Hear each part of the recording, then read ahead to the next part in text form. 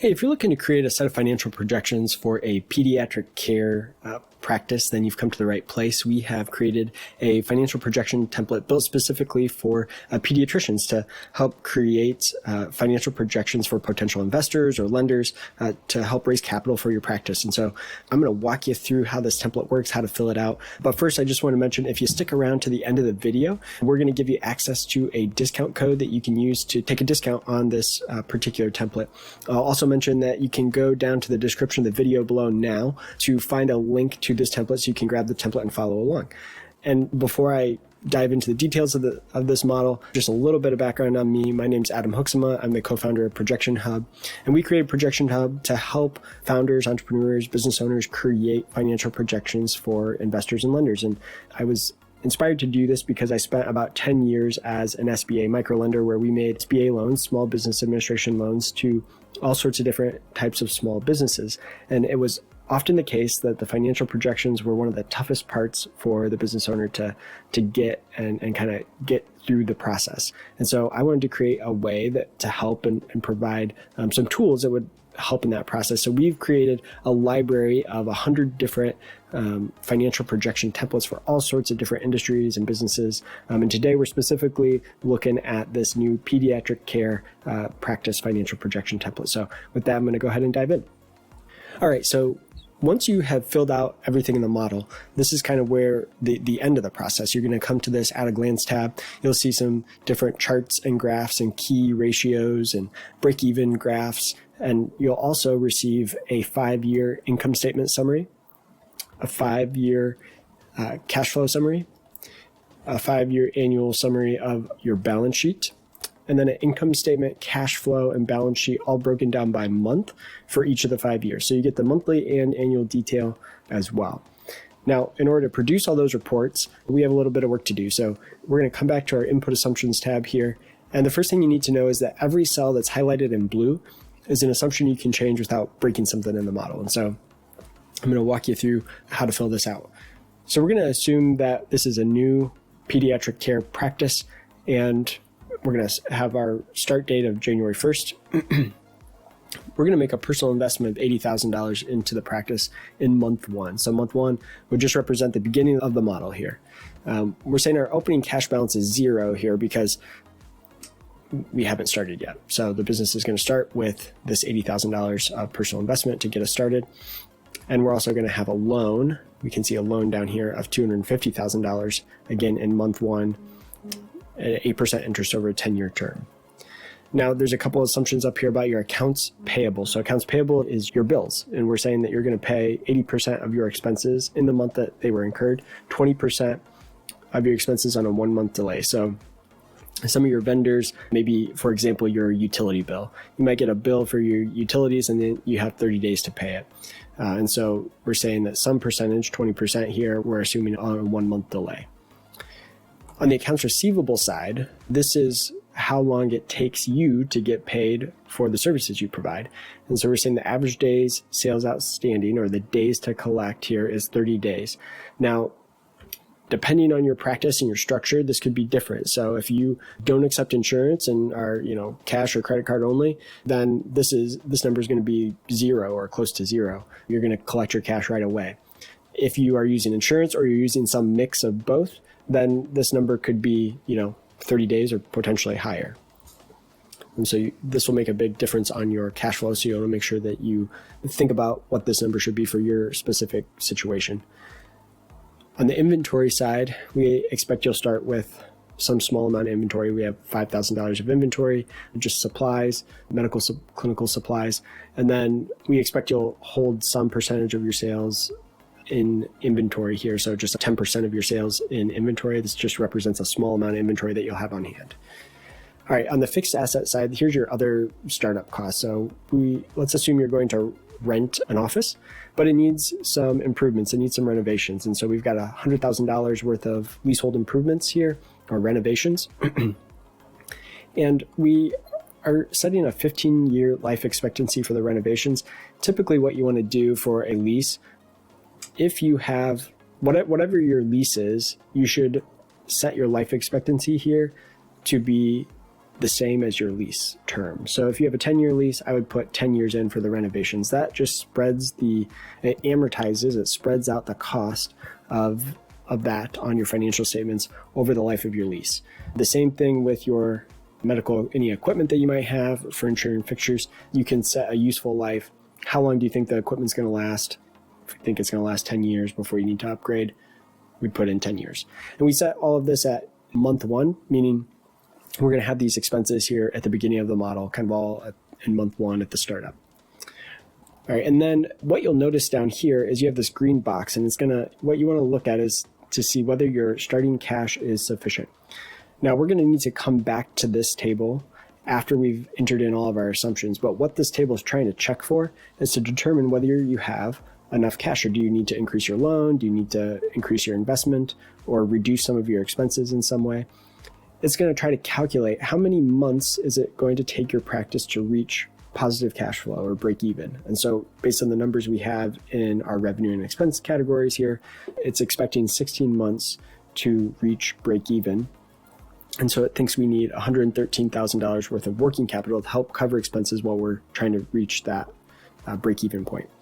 We also need $150,000 of capital for these fixed assets up here, and then a $30,000 buffer. So all that adds up to $293,000. But since we have $80,000 in personal investment and $250,000 in cash from new loans, we have sufficient cash in the model here. So let's move on to our revenue table here. So again, we're assuming this is a startup, but if you were an existing practice, you could put in your number of current patients here.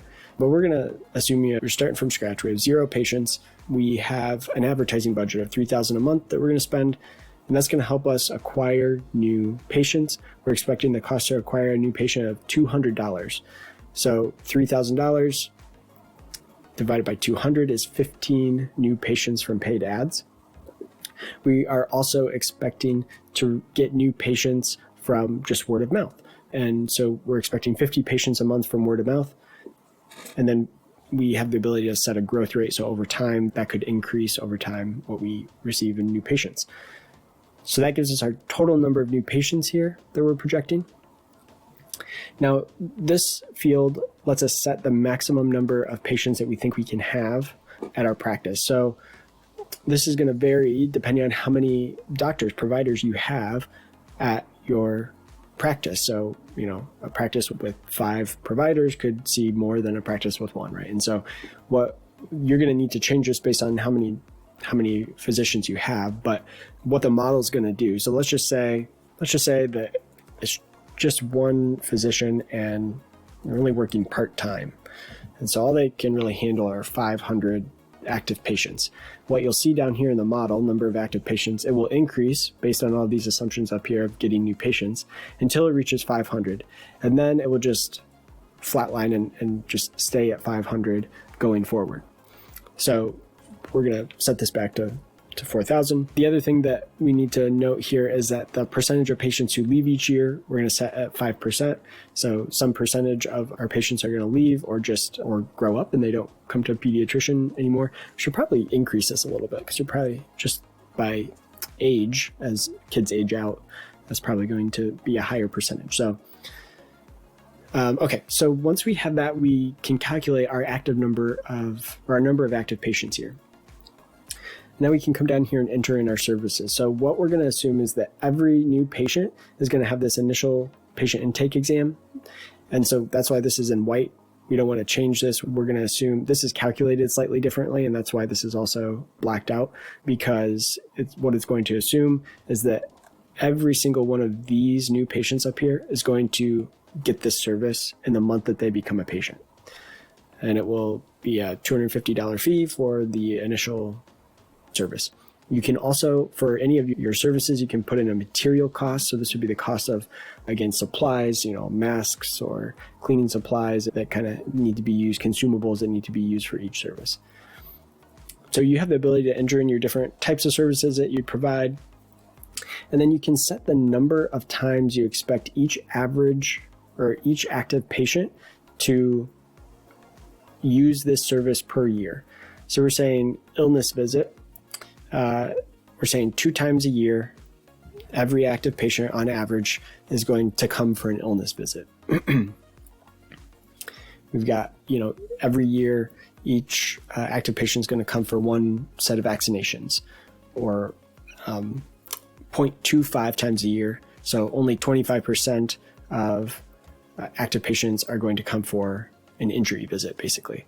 So all of that will add up to determine how many visits per year per active patient and kind of what that average spend will be. And then from there, we're going to say, okay, let's say we're accepting insurance and we only expect to actually receive 80% of what we bill. And so whatever percentage you expect that to be based on, what your specific plans are, you can set that percentage in there. And then I kind of overlook this membership plan. So if you have a membership plan option where you let parents or the patients pay a annual membership fee, and that kind of serves almost like insurance where they get access to discounted rates for different services, you have the ability to set that over here. And I'm gonna assume that the members are going to visit the same amount of times as the non-members for each of those services. So then what you'll see down here in this membership revenue is you have the ability to set an annual membership fee, and then what percentage of your active patients you expect to be taking advantage of that membership fee. And then what the model will do is it will calculate the discounts that you're ultimately providing to those members based on these prices. So, this particular regular patient visit has a sticker price of $150, but if you're a member, you're only going to pay $50. So if you don't intend to have any membership option, all you need to do is just put 0 in these percentages here, and it's going to zero out all of that revenue and the whole and all of the membership portion. So easy way to just kind of zero that out if you're not going to have that kind of unique model. All right, on the operating expense side, you can enter in your different operating expenses here. You can enter them as a fixed dollar amount, so where it's the same dollar amount each month, or a percentage of revenue from this dropdown. So as an example, insurance could be an expense that should be a percentage of revenue because your insurance costs will likely grow. The more doctors you have, the more patients you see, the more your revenue increases, the higher your insurance costs will likely be. And so we've set that as a percentage of revenue at 0.025, in other words, 2.5%. We enter in a percentage in this format here. And then on the input salaries and dividends tab, this is our last input tab. So let's say we start out in year 1 and 2 with just one doctor with an annual minimum salary of $50,000. And this is just for year 1 and 2. So we have this doctor starting in month 1, ending in month 24. Because in month 25, we're actually going to hire a second doctor. So we'll still have doctor number 1, but now doctor number 1 is going to have an average minimum salary of $100,000, and the doctor 2 will have a minimum salary of $100,000 as well, starting in month 25 through month 60, which is the end of the 5-year model. And the reason this is important is because we have this variable compensation or bonus structure piece to the model over here. So what you are able to do is say, okay, this doctor is responsible for 100% of revenue production for the first 2 years there. And they're going to receive a 20% bonus or commission basically on any revenue above and beyond their monthly salary. So what the model is going to do is it's going to take their annual salary, divide by 12 to come up with the monthly amount. And then based on the production numbers, if it's 100% of production, once they surpass that monthly amount in revenue, they're going to start earning a 20% commission on every additional dollar of production. So that allows you to build in that kind of variable compensation structure into the model. You also have the ability to add in medical staff. So RNs could be part-time or full-time. And then office staff, so office manager, front desk staff as well. And you can see how we kind of layer in the months that those positions start. So as the practice grows, those positions would be added in.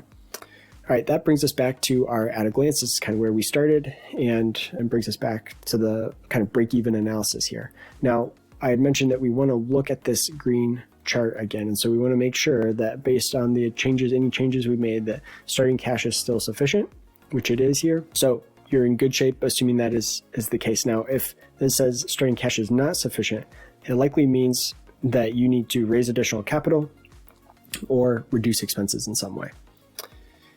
All right, so I hope that's been helpful. If you have any questions or need help filling it out, we're here for that. Just reach out to us at support@ProjectionHub.com. And as a thank you, as I mentioned, if you go down to the description of the video below, you'll find a link to a form. You can fill out that form, and we're going to email you our most up-to-date coupon code so you can get a discount on this particular template as our thank you for sticking around to the end. So we appreciate that and hope that you will reach out to us with any questions that you might have along the way. Support@ProjectionHub.com. Thanks.